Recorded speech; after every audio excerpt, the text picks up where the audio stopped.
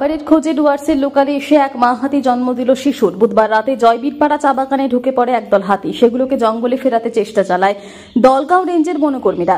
সেই সময় জয়বীরপাড়া চা বাগানের ক্রেস হাউসের সামনে ভোর রাতে শিশুর জন্ম দেয় মা হাতি। এরপরে চাঞ্চল্য ছড়া এলাকায়। হাতিটি জন্ম দেওয়া শিশুটিকে নিয়েও এলাকায় চা বাগানে ঘোরাফেরা করতে থাকে। এরপর বনকর্মীরা তাদের নিরাপদে জঙ্গলে ফিরিয়ে নিয়ে যায়। तुम घर के ना दे दो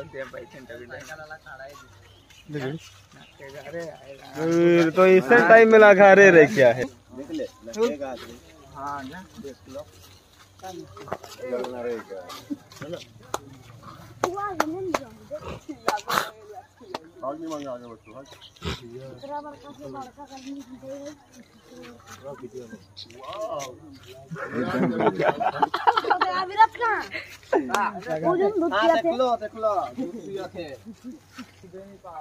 दूध हुआ का है पति में नहीं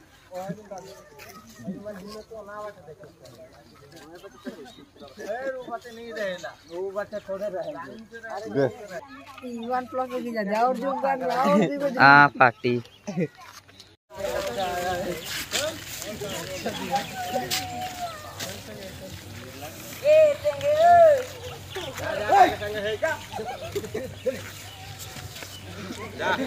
उसमें